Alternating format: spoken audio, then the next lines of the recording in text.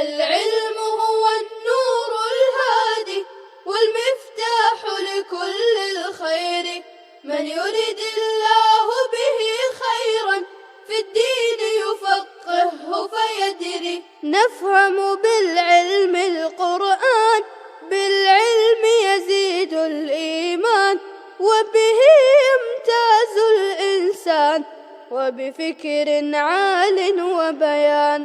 تنزل بالعلم الرحمات، بالعلم تنال الجنات، وبه ترتفع الدرجات، وتضاعف فيه الحسنات. العلماء يخشون الله إذ عرفوا آيات الله.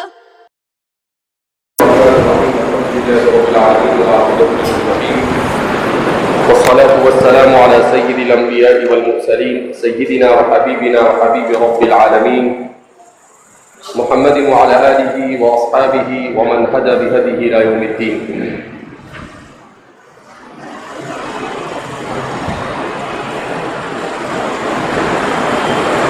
إياك نعبد وإياك نستعين.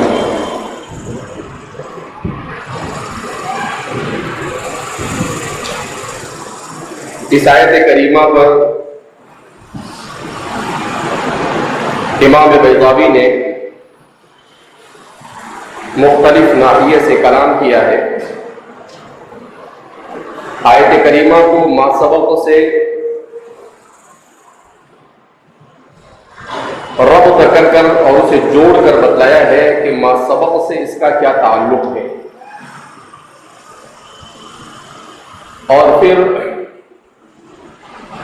اس کے بعد التفات کے سلسلے میں تفصیل کے ساتھ کلام کیا ہے، جو چھٹی سے قبل بھی آپ کے سامنے نقطۂ مصححہ اور مرجحہ کے طور پر ذکر کیا جا چکا ہے، اور بتلایا جا چکا ہے کہ امرؤ القیس سے یہاں پر کون امرؤ القیس مراد ہے، اور اس شعر میں کس طرح سے استدلال کیا ہے. اس کے بعد ایا ضمیر منصوب منفصل کے سلسلے میں مصنف نے مسالک اربعہ کو ذکر کیا ہے کہ ائمہ لغت کے اس سلسلے میں 4 قول ہیں. ان چاروں اقوال کو بھی تفصیل کے ساتھ آپ کے سامنے بیان کیا جا چکا ہے.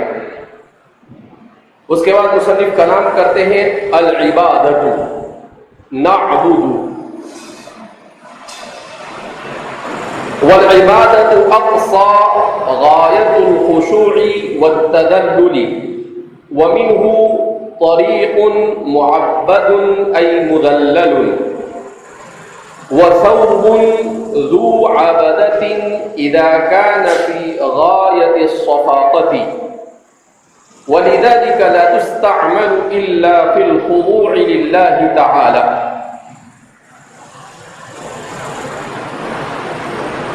مصنف عبادت کے معنی لغوی کو بیان کر رہے ہیں کہ باعتبار لغت کے عبادت کسے کہا جاتا ہے.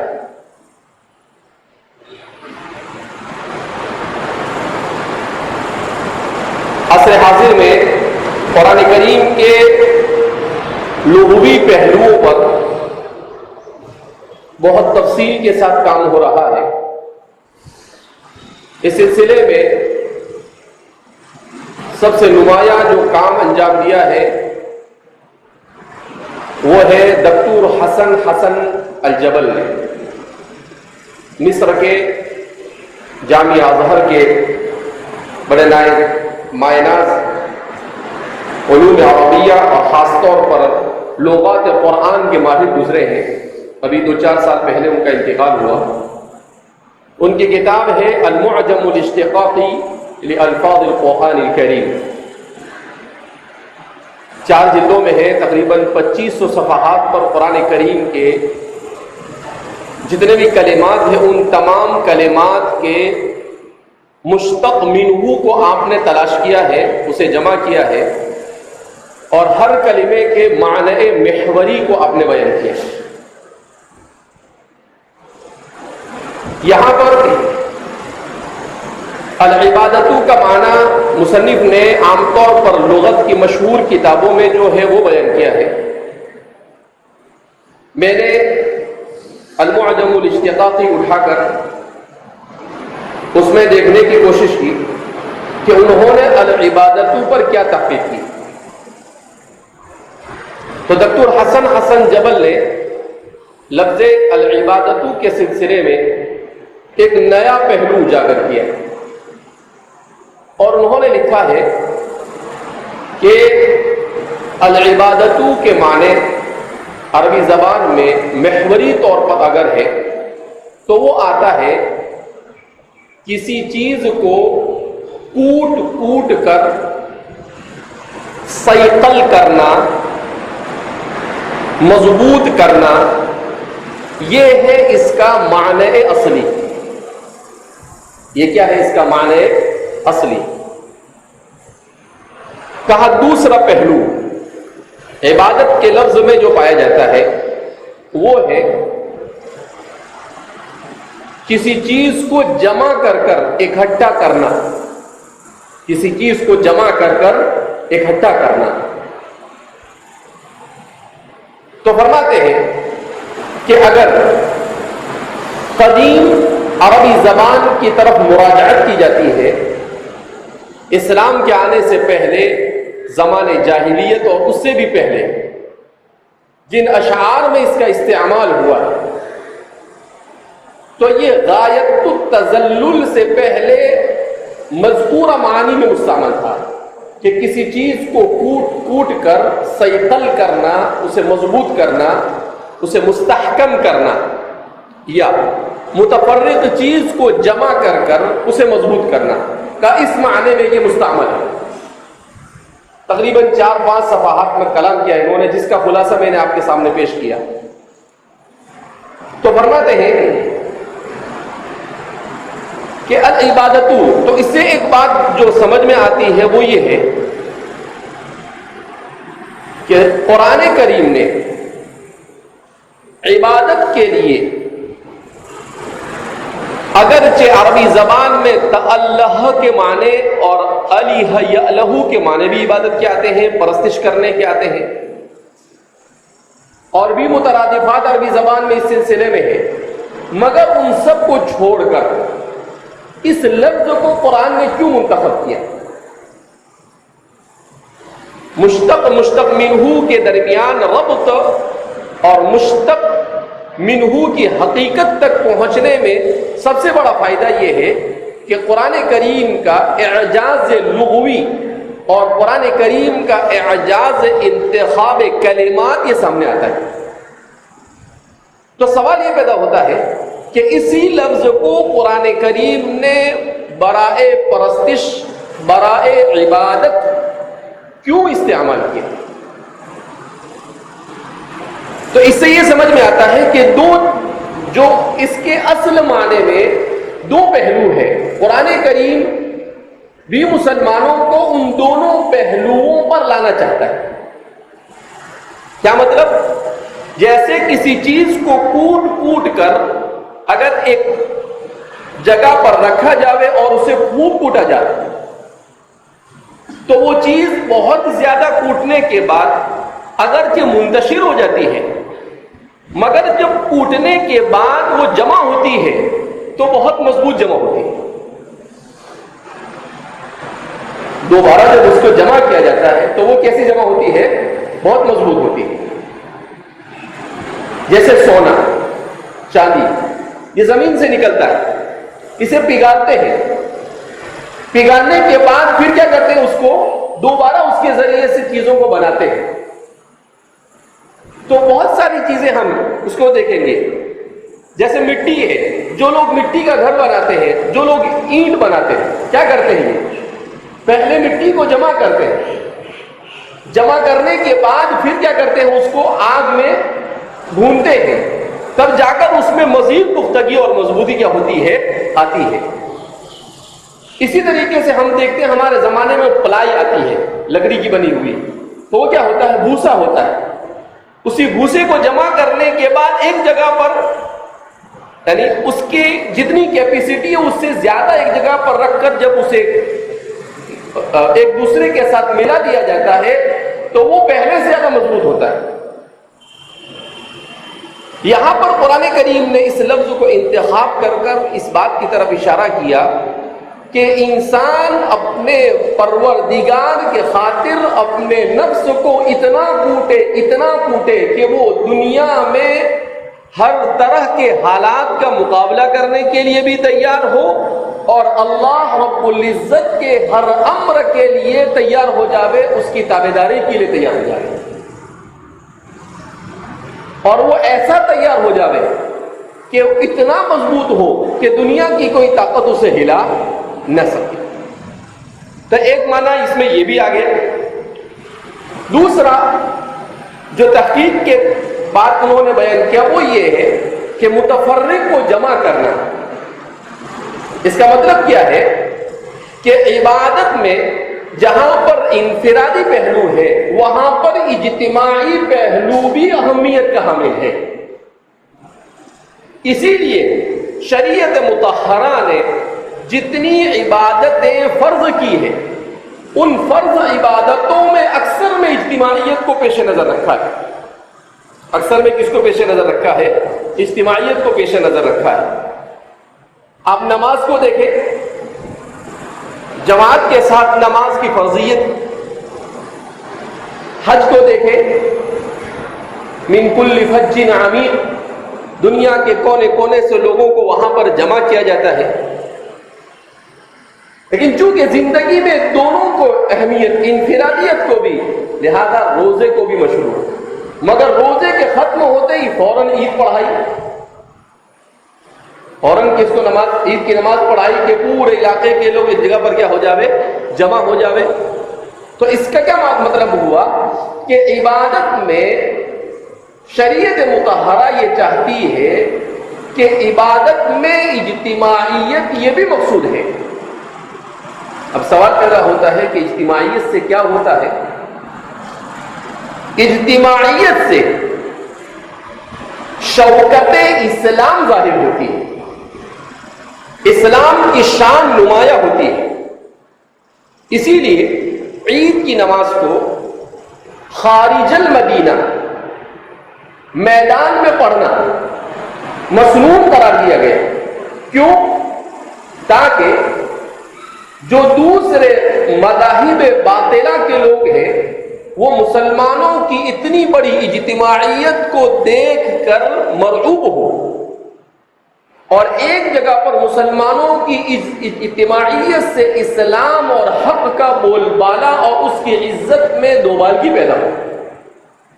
تو اس طرح سے اجتماعیت کے بہت سارے فوائد ہیں اجتماعی طور پر عبادت کرنے کی۔ تو اس لیے اگرچہ ہمارے ائمہ لغت اس کو بیان کرتے ہیں وہ بھی پیش نظر ہے اقصی غایت الخضوع۔ اسی لیے حسن الجبل نے لکھا ہے وہاں پر کہ عبد کو بھی عبد کیوں کہتے ہیں؟ کیونکہ اس کا آقا اسے حکم دے دے کر یا اسے پیٹ کر اپنا تابعدار بناتا ہے، اسے حکم دے دے کر اور اسے ضرورت پڑنے پر اسے پیٹ کر بھی کیا کرتا ہے، اس کو اپنا تابعدار بناتا ہے۔ کہا کہ عبادت کے لیے بھی اس لفظ کو انتخاب کیا، اسی لیے انتخاب کیا کہ بندہ جب بندے کا غلام بن سکتا ہے تو اپنے خالق اور مالک کا غلام کیوں نہیں بن سکتا؟ بندہ جب بندے کا غلام بن سکتا ہے، اسی لیے اسلام کا تعارف پیش کرتے ہوئے حضرت ربعی ابن عامر نے رستم کے سامنے یہ بات کہی تھی۔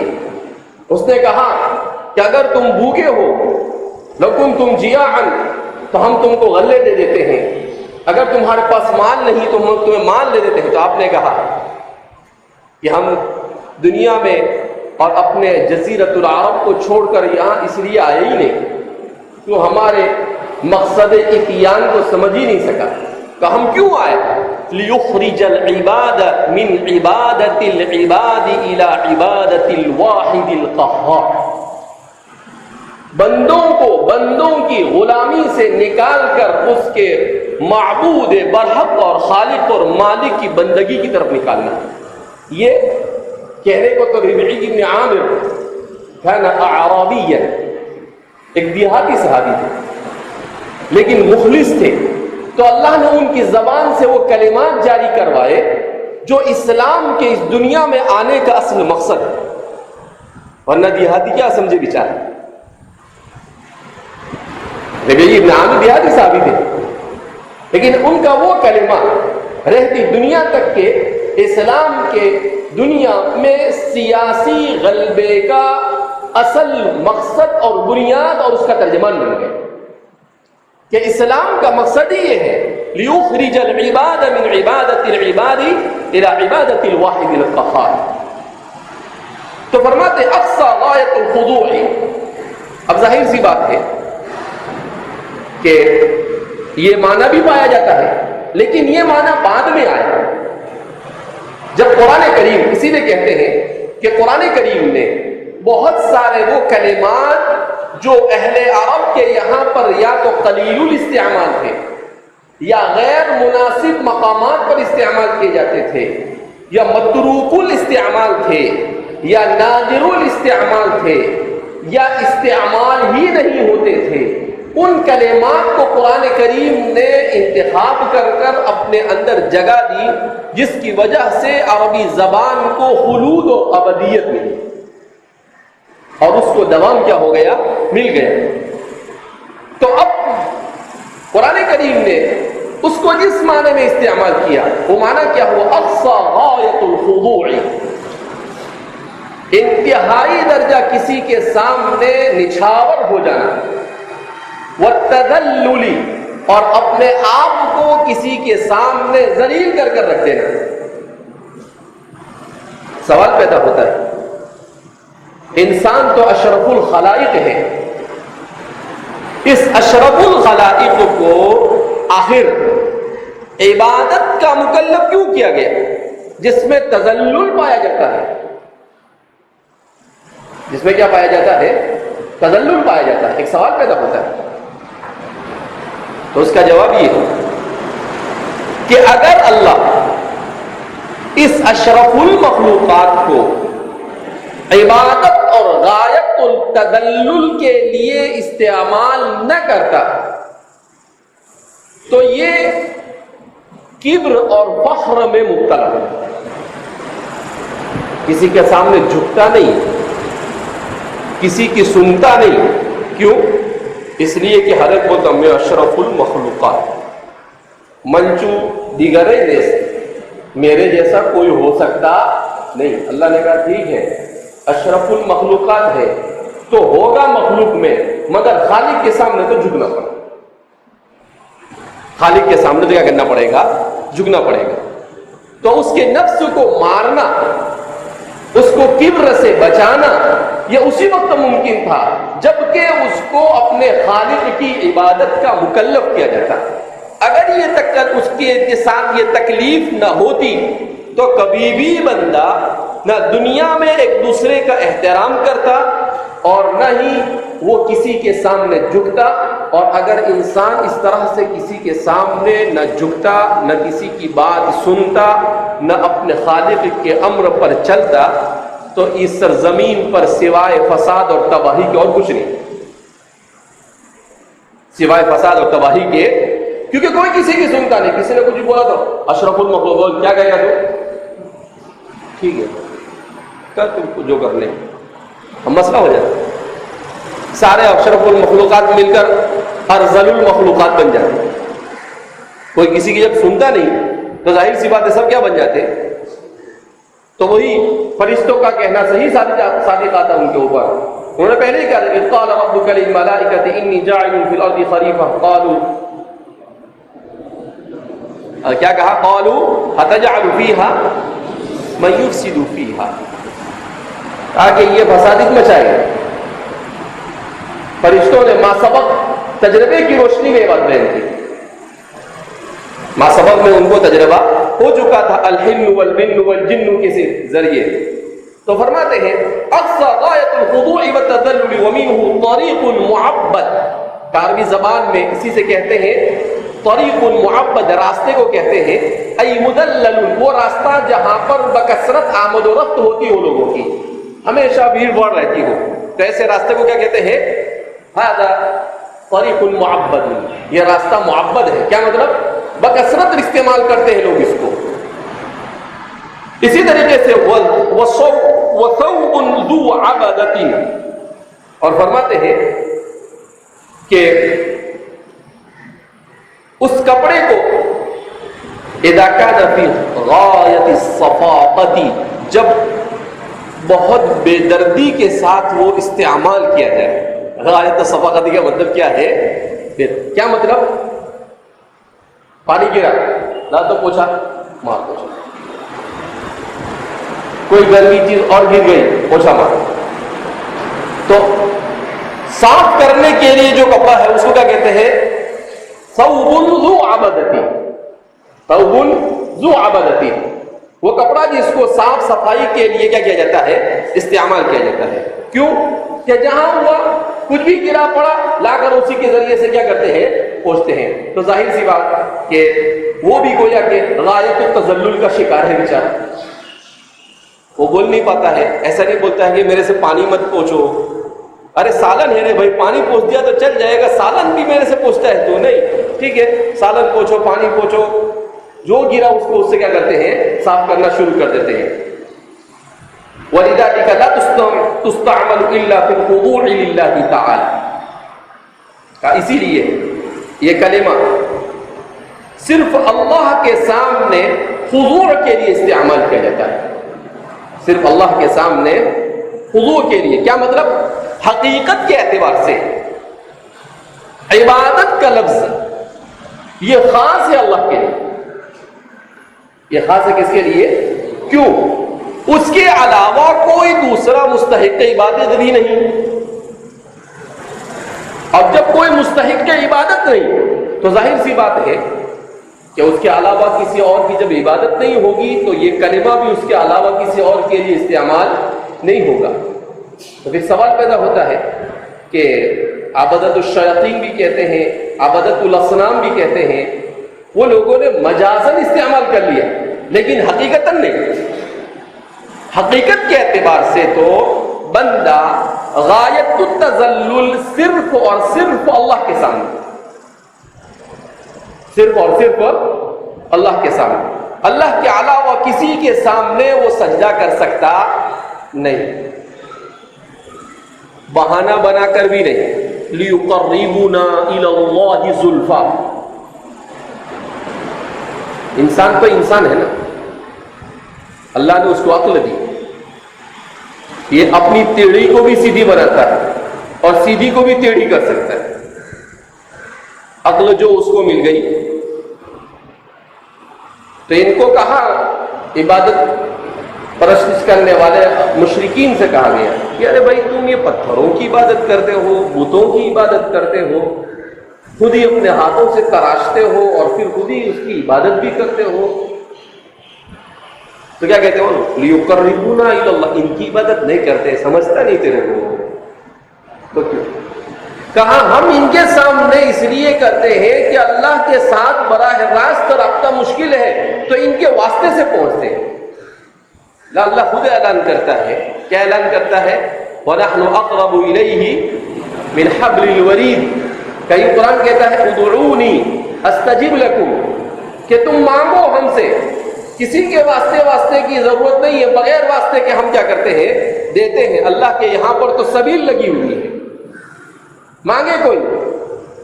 لیکن ان کو اپنی ٹیڑھی کو سیدھی کرنا ہے تو کیا بولتے ہیں؟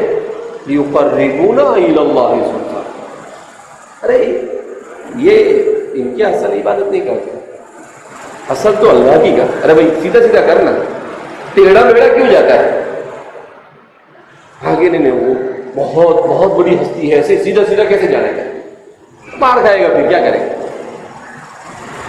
تو فرماتے ہیں وَلِذَلِكَ لَا تُسْتَعْمَلُ إِلَّا فِي الْخُضُوعِ لِلَّهِ. تو حقیقت کے اعتبار سے سوائے اللہ کے کسی اور کی عبادت کے لیے اس کا استعمال نہیں ہونا چاہیے. تو فرما رہے إِيَّاكَ نَعْبُدُ. اس کی تفسیر سے مصنف فارغ ہوئے. اب آگے چونکہ ایاکا پر کلام کر چکے ہیں لہذا والاستعانۃ طلب المعونۃ. ایاک نعبد و ایاک نستعین. اللہ کو معلوم تھا کہ انسان یہ راہ راست سے بھٹک سکتا ہے کبھی تو اپنے مقصد حیات کو فراموش کر کر سیدھا سیدھا اپنی منمانی چلا گیا. تو قرآن نے عقل پرستوں کا بھی رد کر دیا اوپر. اب یہاں پر قرآن کریم بت پرستوں اور مادہ پرستوں کا رد کر رہا ہے. کسی کو چھوڑے گا نہیں. لگتی ہے ایسے ہی سورہ فاتحہ یہ کہنے کو تو کتنی ہے 7 آیت ہے, زیادہ نہیں, لیکن اسی کو آدمی اچھے سے سمجھ لے تو پورا فلسفہ اسلام اس میں ہے. اس میں کیا ہے؟ پورا فلسفہ اسلام, اسلام کی عبادت کا فلسفہ, اللہ کی ذات کا تعارف, دین اسلام کا پورا فلسفہ اس میں سمو کر رکھ دیا ہے. تو اب یا تو انسان سیدھا سیدھا کیا کرتا ہے, اللہ کی عبادت کو چھوڑ کر دوسری عبادت میں لگ جاتا ہے, یا پھر کیا کرتا ہے معلوم؟ بہانہ بازی. کیا کرتا ہے؟ بہانے بازی. تو عبادتوں میں سیدھا سیدھا جو اللہ کو چھوڑ کر شرک اور کفر میں مبتلا ہوتے ان کا رد کیا, اور استعانتوں میں جو اللہ کے ساتھ شرک کرنے کے لیے دوسرے چور راستے تلاش کرتے ہیں ان کا رد کر دیا. ایاک نستعین, تجھ ہی سے مدد طلب کرتے ہیں. کسی قبر پر جا کر اس بابا سے نہیں کہتے کہ بابا میرے کو بیٹا دے دے. بابا بیچارہ خود سو گیا ہے, تیرے کو کہاں سے لا کے دے گا؟ اتنا ہی تھا تو خود اپنے آپ سے خود ہی اٹھ گیا تھا بیچارہ. تو ظاہر سی بات ہے اب ان کو کہا جائے کیا تم اللہ سے مانگو, ان سے کیوں مانتے ہو؟ کہا نہیں, یہ اللہ کے قریب ہے تو ان کے ذریعے سے ہم اللہ سے مانگتے ہیں. ادھر لیقربونا زلفیٰ کہتے ہیں اور ادھر استعانت کو. تو اللہ رب العزت نے کہا نہیں, اللہ کو سب پسند ہے, اللہ سب معاف کر دیتا ہے. اچھائی ساری پسند اور برائی سے اللہ رب العزت کو بے ہے. لیکن جو سب سے ناپسندیدہ برائی اللہ کے نزدیک ہے وہ ہے شرک. وہ کیا ہے؟ شرک. اللہ کی ذات بڑی غیور ہے, وہ شرک کو کسی صورت میں پسند نہیں. نہ شرک جلی کو پسند کرتا ہے, نہ شرک خفی کو پسند کرتا ہے. تو اب اللہ کو معلوم تھا کہ مشرکین تو عبادت غیر اللہ کے کر کر شرک میں مبتلا ہوں گے, اور مؤمنین مبتدعین جو ہوں گے وہ استعانت کے باب میں اللہ کے ساتھ شرک کریں گے. تو اس نے کہا ایاک نستعین, ہم تجھ ہی سے مدد طلب کرتے ہیں. کسی بابا کے پاس جا کر اس کی قبر پر چادر چڑھاتے نہیں, اس پر پھول چڑھاتے نہیں. انسان صرف اپنی عقل اور اپنا لاجک چلائے, لاجک کہتے ہیں منطق کو. تو انسان ذرا سوچے کہ قبر پر چادر رکھ کر منفی قبر کو فائدہ ہے؟ جو قبر میں سو رہا ہے کیا اس کا کوئی فائدہ ہے اس سے؟ جو چادر چڑھا رہا ہے اس کا کوئی فائدہ ہے؟ فائدہ ہے تو کس کا ہے؟ مجاور کا. کس کا فائدہ ہے؟ چڑھاؤ پھر ساری جمع کر تو وہ دکان والوں کو واپس مائر راکب, اس کو بولیں گے الچادر الراکب. تو وہی وہاں واپس جا کے پھولوں میں بھی ایسا کرتے ہیں. تو ظاہر سی بات ہے من فی القبر کو کوئی فائدہ نہیں، جو چڑھا رہا ہے اس کو کوئی فائدہ نہیں ہے. تو یہ کیا ہے؟ ان المبذرین کانوا اخوان الشیاطین. یہ تبذیر ہے، بلکہ تبذیر سے بھی آگے. تو کسی صورت میں اس کا کوئی جواب. ابھی یہ قوالی گاتے کیا ہے؟ قوالی اور گانا کوئی فرق ہے دونوں میں؟ کوئی فرق نہیں، صرف نام بدلا. صرف نام کیا ہوا ہے؟ بدلا. ورنہ وہاں پر بھی آلہ موسیقی کو استعمال کیا جاتا ہے اور یہاں پر بھی استعمال کیا جاتا ہے، اور حاصل کچھ نہیں. بلکہ اگر عورت قوالی کے لیے آتی ہے تو اور بھیڑ جمع ہوتی ہے کہ کم سے کم دیدار تو ہو جائے گا.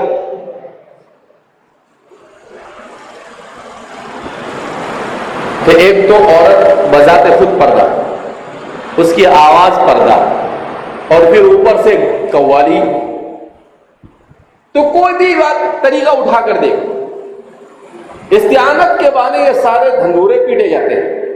قرآن کہتا ہے ایاک نستعین، تجھی سے مدد طلب. تو فرماتے ہیں الاستعانت طلب المعونہ. استعانت کہتے ہیں طلب المعونتی، مدد طلب کرنا. اس لیے کہ عون کے معنی آتے ہیں مدد کے، اور الاستعانت جب اس کو باب استفعال میں لے گئے تو اس میں طلب کے معنی پیدا ہوئے، تو اس کے معنی ہو گئے مدد طلب کرنا. مدد طلب کرنا. اب مصنف اس کو مزید تفصیل کے ساتھ بیان کر رہے ہیں.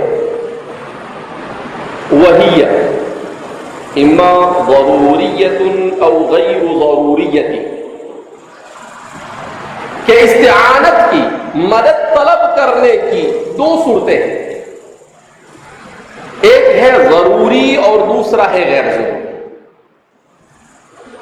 والضروریت ما لا يتأتى الفعل دونه كاقتدار الفاعل وتصوره وحصول آلة ومادة يفعل بها فيه، وإن استجماعها يوصف الرجل بالاستطاعة ويصح أن يكلف بالفعل.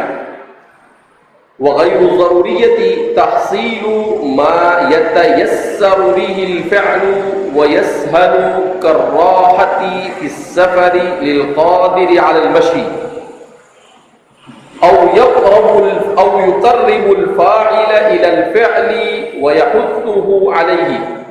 وهذا القسم لا يتوقف عليه صحة التكليف، والمراد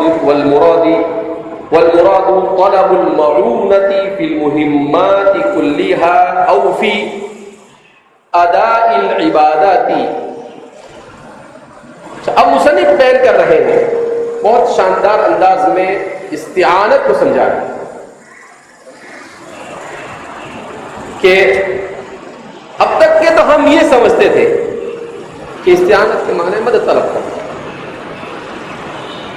زید نے حامد سے کہا کہ میری مدد کر، کھانا کھلانے میں، گھر بنانے میں، یہ کرنے میں، وہ کرنے میں. کہا اس کو کیا کہتے ہیں؟ استعانت. مصنف فرماتے ہیں کہ اتنا بھی آسان نہیں جتنا تم سمجھتے ہو. کہا استعانت مستقل ایک فلسفہ ہے. تو فرماتے ہیں کہ سب سے پہلے تو یہ سمجھ لیجیے کہ استعانت کی دو قسمیں ہیں. استعانت کتنی قسمیں ہیں؟ دو قسمیں. ایک ہے استعانت ضروریہ اور دوسری ہے استعانت غیر ضروریہ. دوسرے ہے استعانت غیر ضروریہ.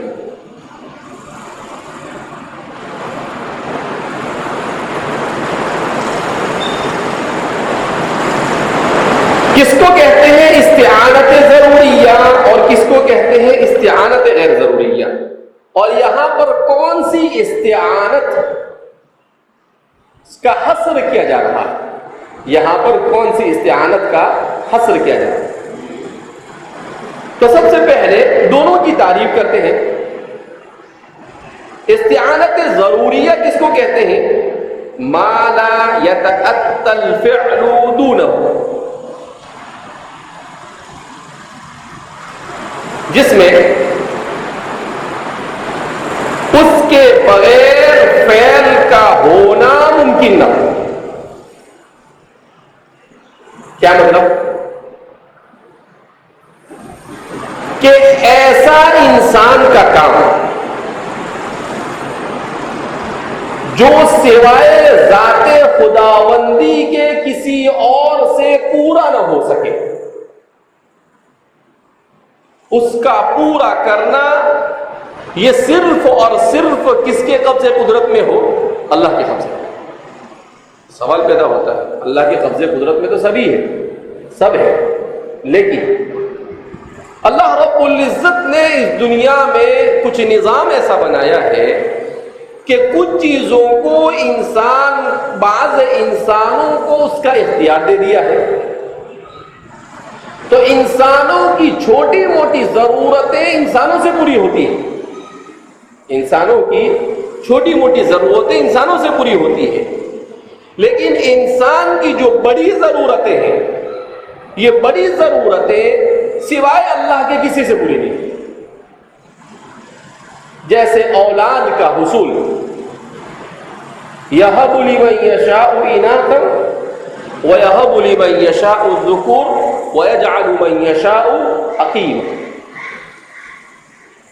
قرآن کریم نے وہاں پر صاف بیان کر دیا، وہ جسے چاہتا ہے مذکر اولاد دیتا ہے، جسے چاہتا ہے مؤنث اولاد دیتا ہے، وہ جسے چاہتا ہے دونوں دیتا ہے، وہ جسے چاہتا ہے دونوں میں سے کوئی ایک دیتا ہے، اور وہ جسے چاہتا ہے اولاد سے محروم رکھتا ہے.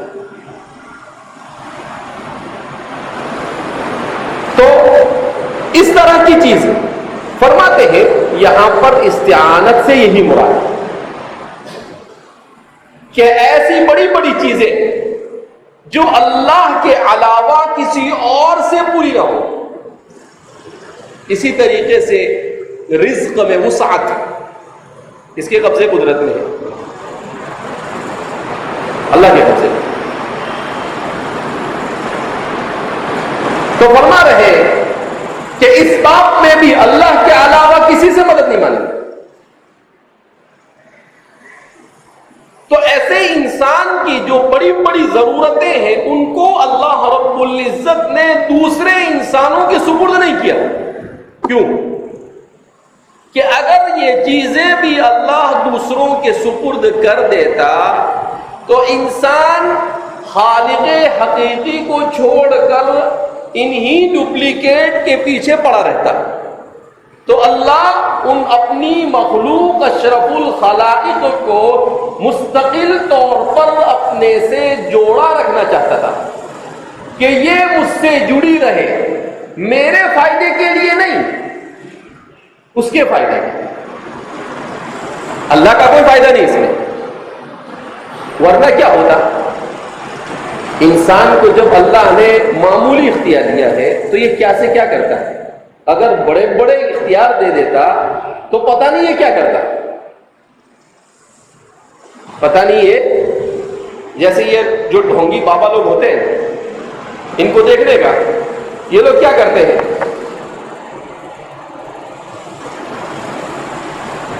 کہ دعا منگوا لیں ان کے پاس، اتفاق سے وہ چیز مل گئی، بابا نے دعا کی اور وہ کیا بنے اس کو مل گئی. اوہو ختم ہو گئی بات. بابا بھی ہوا میں اور مرید بھی ہوا میں. اب یہ کیا سمجھ بیٹھتا ہے کہ دیکھو، حالانکہ اندر سے اس کا ضمیر ہی بولتا ہے کہ تیرا کچھ ہے اس میں نہیں، لیکن اوپر سے ہم نے دعا کی، ایک کا کام ہو گیا. ہاں انشاءاللہ بہت بھائی ہماری وجہ سے ہو. اچھا سامنے والا کیا بولتا ہے؟ ارے ان سے مانگا اور ہو گیا. حدیث پاک میں نبی کریم صلی اللہ علیہ وسلم نے ارشاد فرمایا کہ جب کوئی بندہ اپنی ضرورت کو اللہ کی کسی مخلوق سے مانگتا ہے تو اللہ اس سے اپنی براءت کا اعلان کرتا ہے اور کہتا ہے تو جانے اور وہ جانے. تو کہاں اگر وہ پوری بھی ہو گئی تو اللہ رب العزت کی رضا اس میں شامل نہیں ہوتی ہے، لہذا اس میں خیر نہیں. وہ بائی چانس ہے. اس کو کیا بولیں گے معلوم؟ رمیتم بغیر نام. کیا بولیں گے اس کو؟ کہ آدمی آنکھ پہ پٹی باندھ دے اور بولے کہ سامنے وہ گھڑی پہ مارنا ہے. اب اس نے یوں کر کے مارا، اتفاق سے لگ گیا. سوء اتفاق بولو یا حسن اتفاق بولو یا کچھ بھی اتفاق بولو، اب یہ تو لگ گیا تو یہ تو بادشاہ، یہ تو کیا ہوا؟ تو ایسا ہی ہوتا ہے. ورنہ کرنے دھرنے والی ذات صرف اور صرف کس کی ہے؟ اللہ. تو فرماتے امام بیضاوی کہ امور مہمہ یہ اللہ کے ذمے ہے، لہذا اللہ کے علاوہ کسی سے نہیں مانگا جائے گا. اللہ کے علاوہ کسی سے اس کا مطالبہ نہیں کیا جائے گا. کہا اسی کو یہاں پر رہیں گے. ہاں امور غیر مہمہ چھوٹی موٹی چیزیں ہیں جو انسان کی انسان سے پوری ہو جائے، جیسے کسی سے کپڑے سلوا لیا درزی سے، کسی سے ٹوپی بنوا لیا. مصنف نے اس کی بڑی اچھی مثال بھی دی. مصنف نے کہا کہ جیسے آدمی کو پیدل سفر کرنا ہے، اس میں وقت جائے گا، مشقت ہوگی، اس نے سواری کر لیا. یہ چھوٹی موٹی چیزیں، کہا یہ تو بندہ ایک دوسرے سے حاصل کر سکتا ہے. یہ امور غیر مہمہ صرف اس سے راحت انسان کو حاصل ہوتی ہے کہ جو کام خود کو کرنا تھا اس نے دوسرے سے لے لیا. کہا ایاک نستعین میں وہ شامل نہیں. ایاک نستعین میں تو یہ چھوٹی چھوٹی چیزیں ہیں، وہ اس کے اندر شامل نہیں ہے. اس میں امور مہمہ شامل ہے، جس کو مصنف نے امور مہمہ کو ضروریہ سے تعبیر کیا اور غیر ضروریہ سے امور صغار کو تعبیر کیا. یہ چھوٹے چھوٹے جو انسان کے کام ہوتے ہیں جو ایک دوسرے کے تعاون سے انسان کرتا ہے. کیوں؟ اس لیے کہ انسان مدنی الطبع ہے. انسان کیا ہے؟ مدنی الطبع. اللہ نے اس کو بنایا ہی ہے، اس کو بنایا ہی انسان انس سے بنا ہے، انس سے بنا ہے. وہ ایک دوسرے کے بغیر چل ہی نہیں سکتا، وہ ایک دوسرے کے بغیر چل ہی نہیں سکتا. اس میں اللہ کی بہت ساری حکمتیں ہیں. انسان کو انسیت والا بنانے میں، اس کے اشرف المخلوقات ہونے میں اس کا بھی دخل ہے. اس کے اشرف المخلوقات ہونے میں اس کا بھی دخل ہے، اس کے مہذب ہونے میں بھی اس کا دخل ہے. اگر انسان کے ایک دوسرے کے ساتھ چھوٹی موٹی ضرورتیں وابستہ نہ ہوتی تو انسان فسادی بن جاتا، انسان متکبر بن جاتا، انسان ایک دوسرے کا تعاون نہیں کرتا اور انسان میں انسیت باقی نہیں رہتی اور انسان کی بجائے اس سرزمین پر اطمینان اور سکون کے فساد ہی کیا ہو جاتا؟ برپا ہو جاتا. تو ان تمام حکمتوں کے پیش نظر اللہ نے ضروریہ کو اپنے ذمہ رکھا اور غیر ضروریہ کو انسانوں کے ایک دوسرے کے ساتھ کیا کر دیا؟ وابستہ کر دیا.